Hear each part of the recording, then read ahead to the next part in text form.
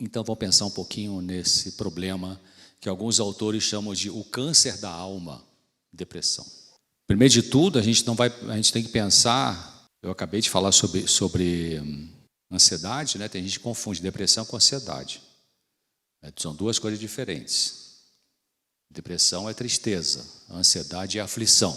E eu queria começar com esse texto de Filipenses, carta de Paulo aos Filipenses, capítulo 4, versículo 8, que é um texto altamente científico.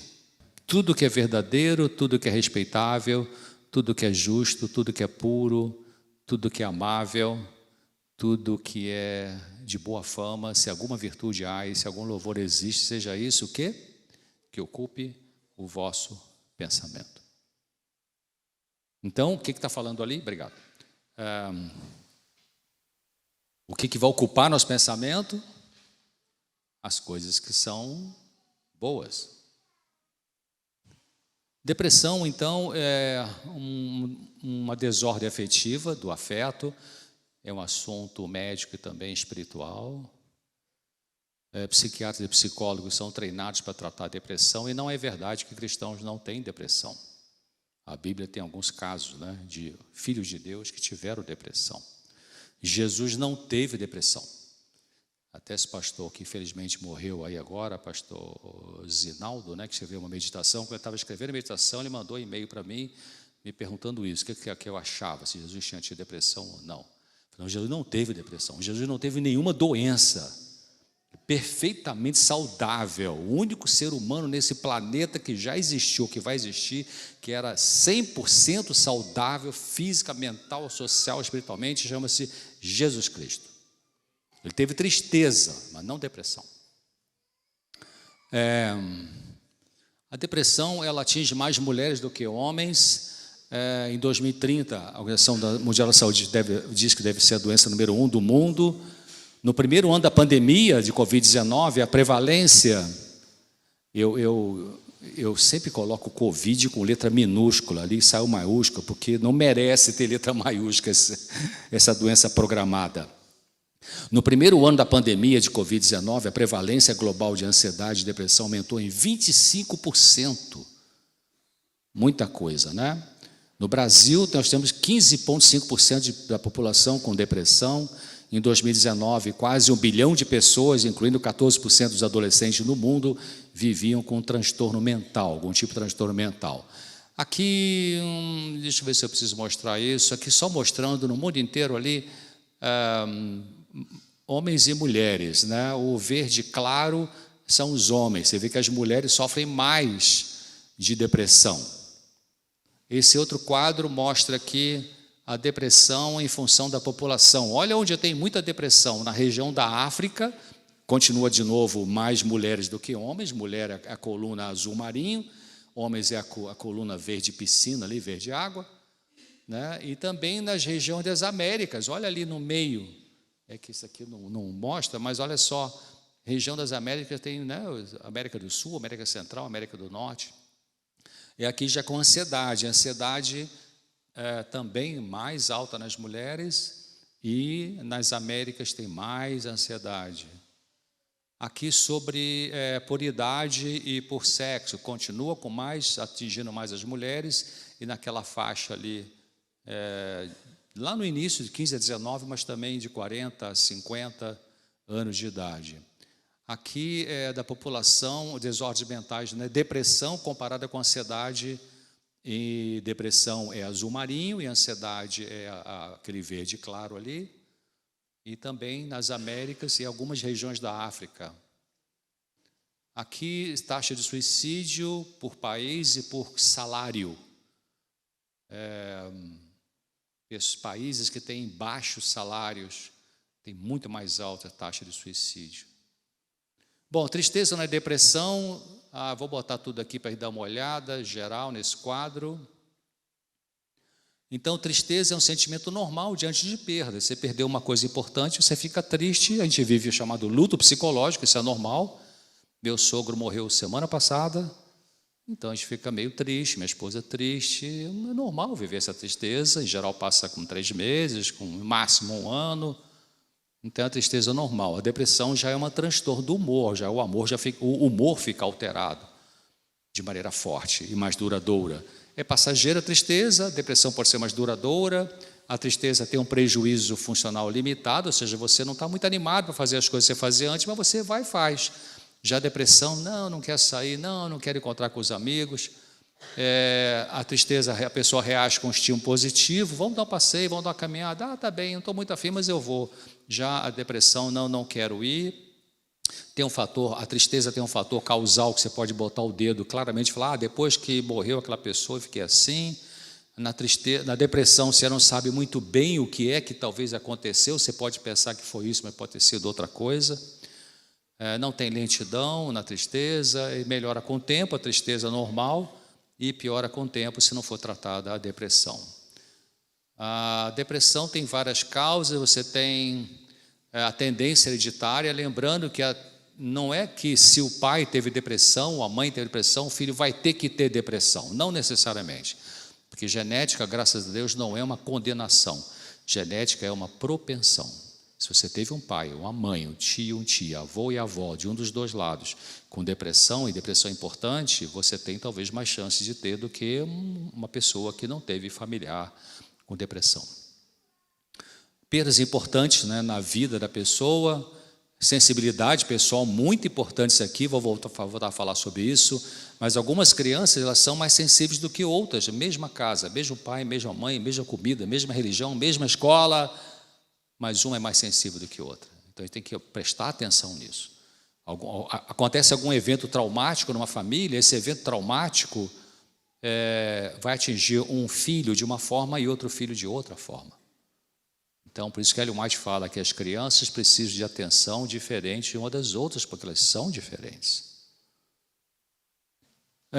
Desequilíbrios neurofisiológicos, pode acontecer algumas alterações neuroquímicas, abuso de drogas pode levar à depressão, doenças físicas, pessoas que têm doença física crônica, né, tem um câncer, tem uma artrite reumatoide complicada, enfim, ela pode se deprimir por conta dessa doença física. Não é preguiça, não é falta de fé ou falta de força de vontade, se a pessoa tem realmente algumas perdas que são muito dolorosas para ela.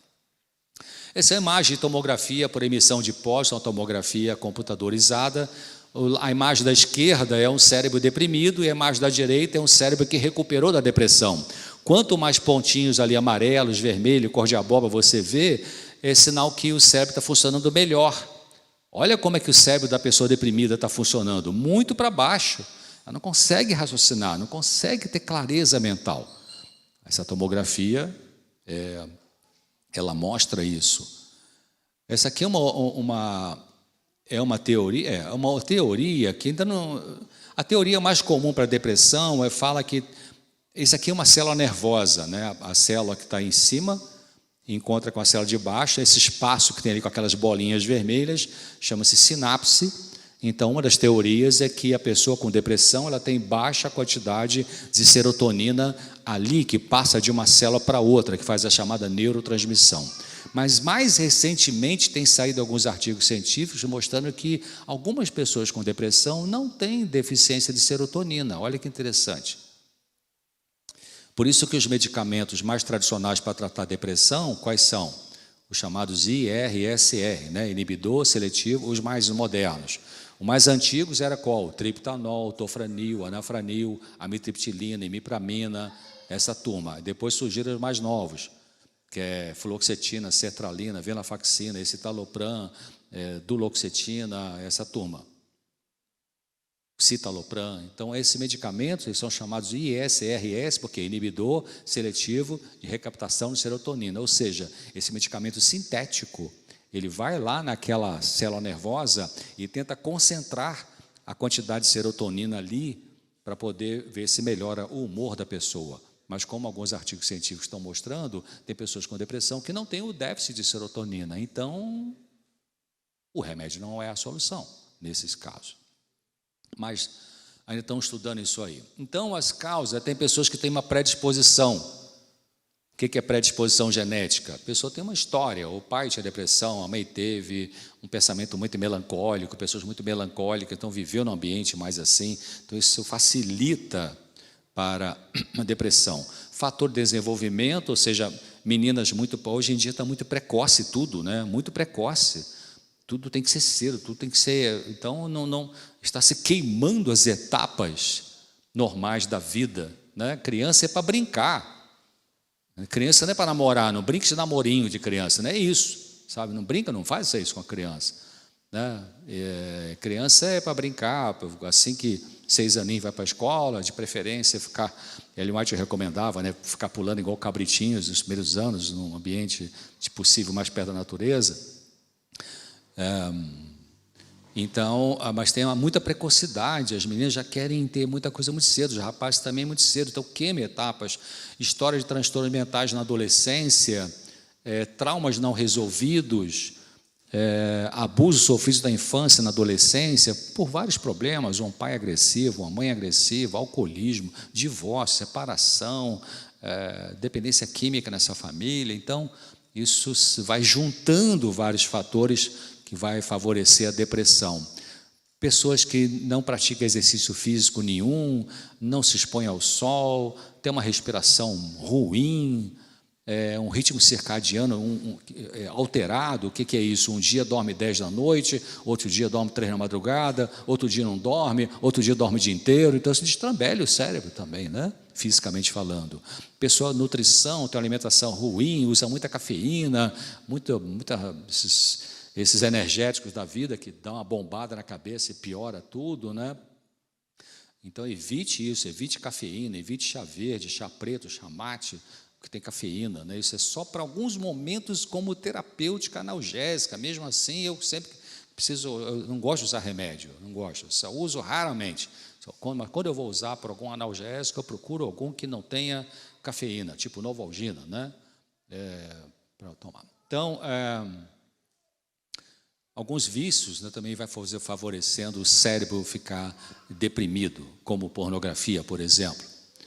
Então, fatores psicológicos, a pessoa às vezes não tem falta, ela tem uma falta de apoio social. O que é apoio social? Apoio social, por exemplo, se um dia você ficar doente, tem alguém que vai te levar no hospital?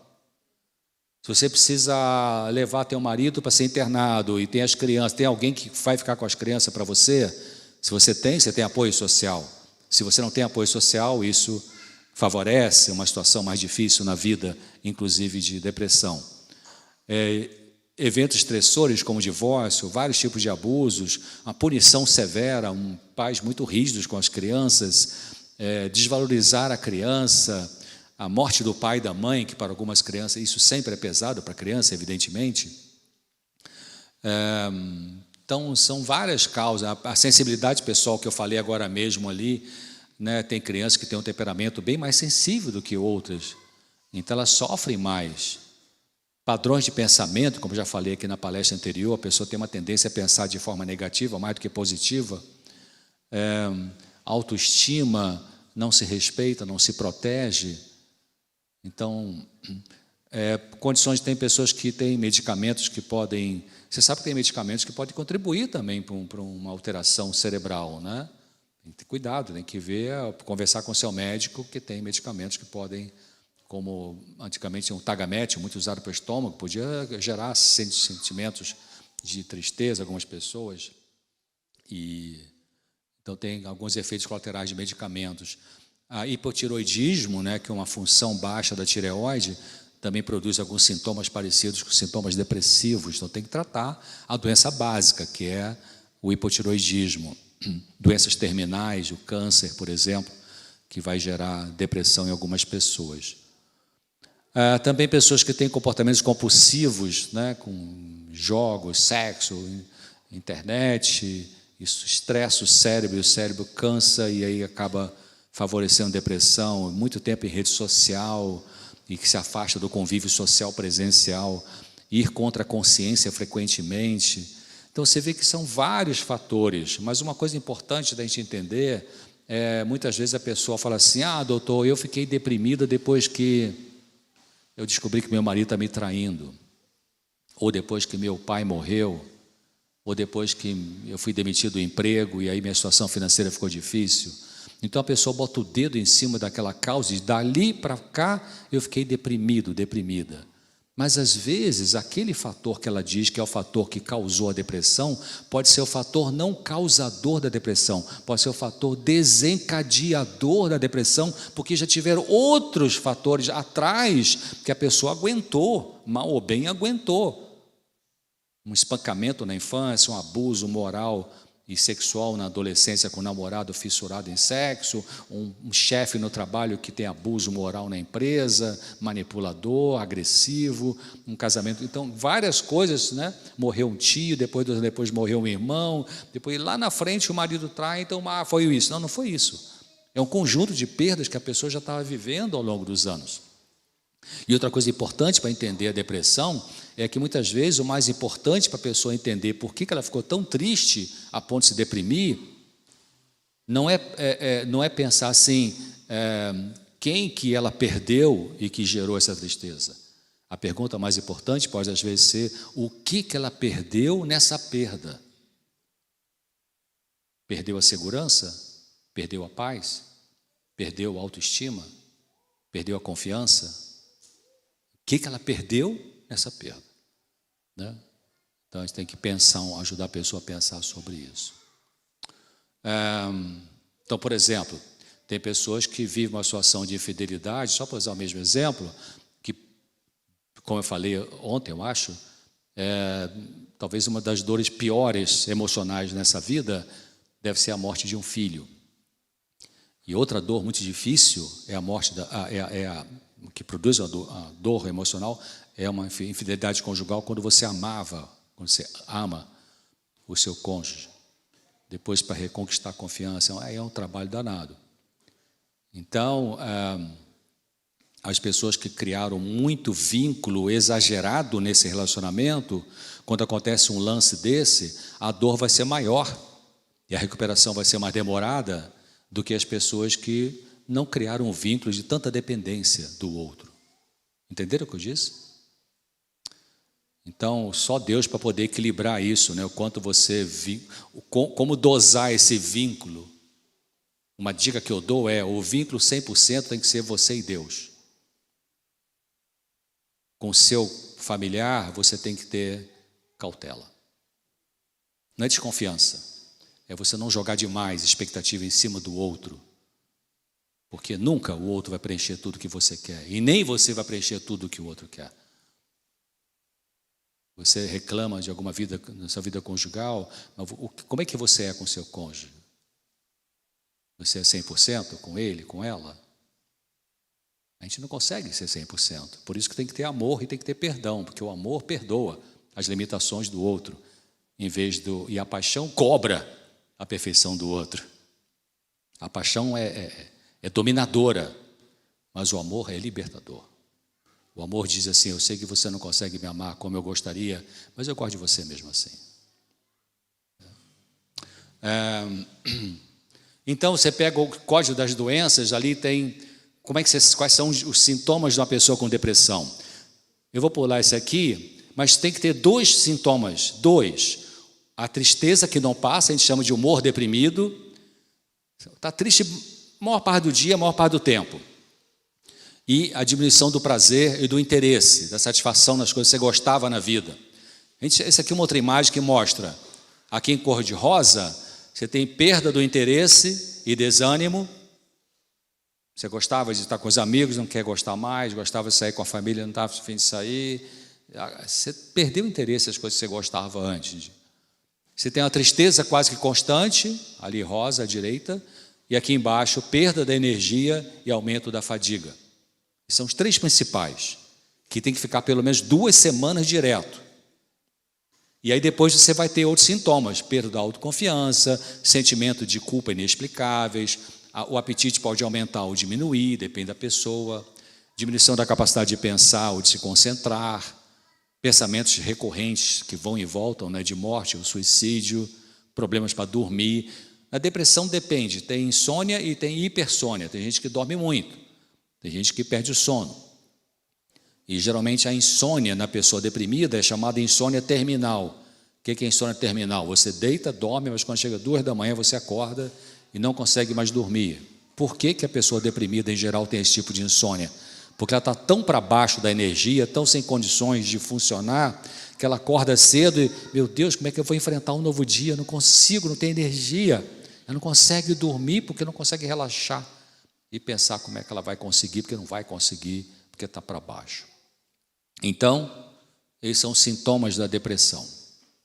Na infância, a criança também tem depressão. Ela pode ter depressão por causa de uma criação rígida, muita crítica, muita rejeição, abandono, rótulos, bullying, maus tratos, separação materna, pais deprimidos.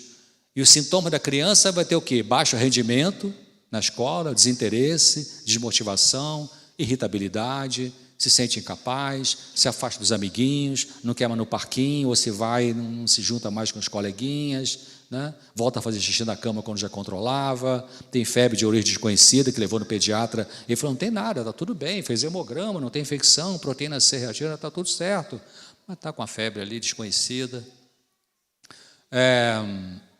Quais são os níveis de depressão? Depressão pode ter leve, moderada e grave, ou severa, e a severa pode a pessoa sair da realidade ou não sair da realidade. Então, depressão leve, moderada e severa, ou depressão grave. O tratamento envolve 5 aspectos: a medicação, a orientação da família, cuidados físicos, psicoterapia, o aconselhamento e a parte espiritual também. Então, vou dar uma olhadinha. Medicação, são as medicações que você conhece, tem as tradicionais, sintéticas, e tem o hipérico. O hipérico interessante, é chamada erva de São João. Cuidado que tem erva de São João no Brasil, que não é hipérico perforato. Fitoterápico, não é homeopatia, não é floral. Fitoterapia são medicamentos baseados em plantas medicinais. Então, erva de São João, o hipérico perforato, em cápsula, tem até bons laboratórios que já produzem para pacientes deprimidos que não têm depressão grave e que nunca usaram medicação tarja preta, pode ser que funcione. Se já usou tarja preta, meio que queimou o filme. Tem pacientes que melhoraram com o hipérico e tem pacientes que não melhoraram porque ou a depressão era grave ou realmente ela já tinha usado um antidepressivo controlado e aí o fitoterápico não conseguia ajudar. A medicação não faz tudo, ela elimina sintomas depressivos, mas não cura o problema, pode produzir efeitos colaterais. 70% melhora o humor com antidepressivos, é verdade. Menos que 20% dizem que se sentem curados usando esse medicamento, menos que 20%. 25% a 30% não melhora com nenhuma medicação. Já atendi um monte de paciente ao longo da vida que usou tudo que você imaginava, tudo que você imaginava. E, doutor, me tem um novo remédio? Não, não tem. Talvez são pessoas que têm um traço forte depressivo, melancólico, perdas graves e também pelo fato de que a pessoa é muito fissurada em tomar remédio. 50% reclama de efeito colateral e desses metade para com medicamento, porque realmente antidepressivo, escitalopram, sertralina, fluoxetina, paroxetina, tem efeito colateral, todo remédio tem efeito colateral, até remédio natural, valeriana também tem, né? Então, por exemplo, paroxetina dá ganho de peso, né? Sertralina tira o apetite, dá enjoo, dá um pouquinho de, até piora um pouquinho da ansiedade no começo, os primeiros dias.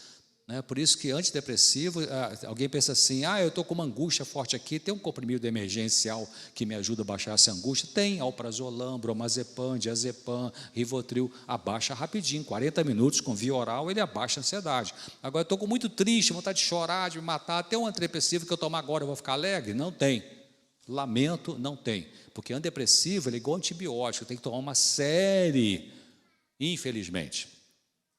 De 4 a 6 semanas é o tempo necessário para um antidepressivo, na dosagem correta, começar a melhorar o seu humor.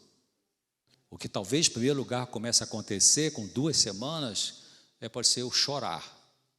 A pessoa consegue parar de chorar com frequência.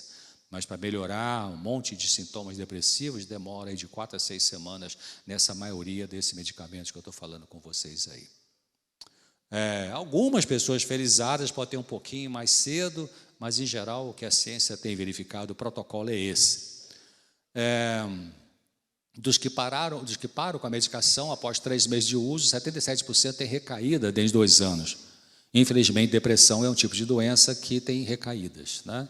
Não todas as pessoas, mas uma boa parte Passa 2, 3 anos e dá uma caída de novo. Isso pode acontecer.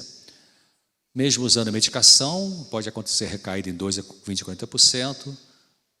Dr. Nery tem um bom livro da CPB sobre depressão. Então, a medicação tem seu lugar, se não for usada como única solução, está indicada para depressões moderadas e graves. Depressão leve não precisa medicação, basta o acompanhamento, a psicoterapia. O ideal seria parar com ela até 1 ano, esse seria o ideal, mas tem gente que usa 10, 12, 15 anos medicação e tem medo de parar e recair. Mas se a pessoa vai trabalhando enquanto usa a medicação com a parte psicoterápica, ela pode melhorar. Então, ele pode melhorar o humor, diminuir o chorar, diminuir a hostilidade, aumenta a impulsividade, cuidado com isso, né? Especialmente o paciente deprimido grave que tem ideia suicida e começou a usar antidepressivo, vigia nas primeiras 2, 3 semanas, porque o depressivo libera a impulsividade e não corrigiu ainda o pensamento. A sensação de tristeza. A pessoa pode dar o pulo para o suicídio porque liberou essa impulsividade, então tem que vigiar. Bom, a família precisa entender que é uma doença, encorajar o deprimido para andar ao ar livre, que é uma coisa bem difícil, né? Que o deprimido em geral, o que ele fala? Quando você chama um deprimido para caminhar, o que em geral ele fala? Quando eu melhorar eu vou caminhar, porque está tão baixa energia, tão sem vontade de fazer as coisas, que não tem vontade de sair da cama. Mas precisa reunir todo o esforço possível, porque quando você vai caminhar, mesmo sem vontade zero, o cérebro, na caminhada, libera alguns hormônios que ajudam a corrigir o estado de tristeza. Se você está deprimido e faz um esforço só por Deus, vamos dizer assim, vai e faz uma caminhada boa, vigorosa, dali a 30 minutos, 40 minutos, você começa a se sentir melhor. Em geral, vai sentir melhor. Então, não é melhorar para caminhar, é caminhar para melhorar. Ajuda muito no conjunto do tratamento. Observar o paciente com ideia suicida, que eu já falei aqui, se tem ideia suicida, tem que vigiar, conversar com o psiquiatra e junto com essa pessoa no psiquiatra. Importante caminhar, já falei, tratar doenças físicas, doença crônica, né? A massagem diminui o cortisol, que está aumentado em alguns casos depressivos. Evitar cafeína, como já falei, eliminar o açúcar refinado, que é um veneno para o nosso corpo, para um monte de coisa, né? Na parte psicológica, então vamos pensar o seguinte: se a pessoa deprimida acontecer com uma perda importante no passado dela, que ela não conseguiu digerir ainda essa perda, ainda está agarrada lá atrás com aquela perda, ela está vivendo um luto, né? Um luto, morreu alguém que amava, foi demitido do emprego, então vamos ajudar a passar por esse luto. Tem importantes apontamentos que ferem e não estão resolvidos, desapontamentos, frustrações, mágoas, ressentimentos, tem que resolver essas questões, né?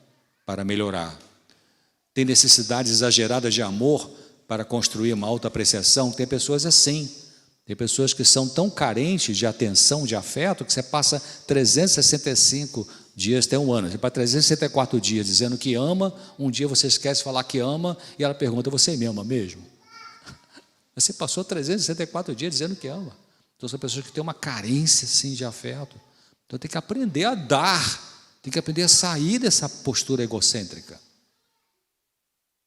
Existe autorrejeição, pessoas que se rejeitam, se depreciam e por isso se deprimem. Às vezes tem pessoas deprimidas que, se a gente pegasse o pensamento e puxasse para fora e digitasse esse pensamento, poderia ser assim: por que eu fui gostar de alguém que não gosta de mim do jeito que eu queria? Eu me odeio, então quero morrer. Espera aí, qual é o problema desse pensamento? É que você está querendo ser amada do jeito que você quer. E como você não é amada do jeito que você quer, 100% ideal, aí você se deprime. Então tem que aceitar o amor que tem, o amor que é possível. E número 2, dar amor.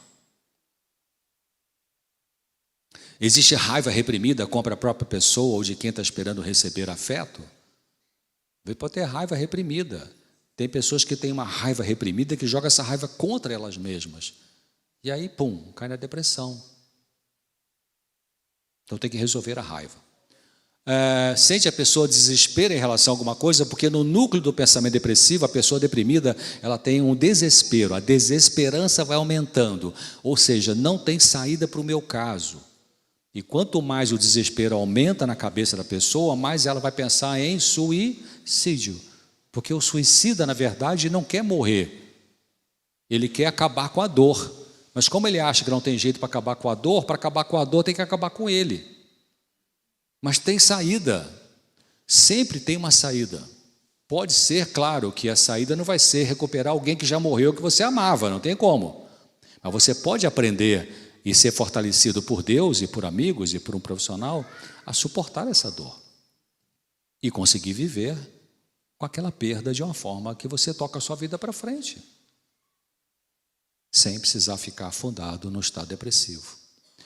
Existem conflitos entre dependência e independência, tem pessoas que têm dificuldade de desenvolver intimidade afetiva. Tem uma pergunta aqui que fizeram, depois eu vou responder.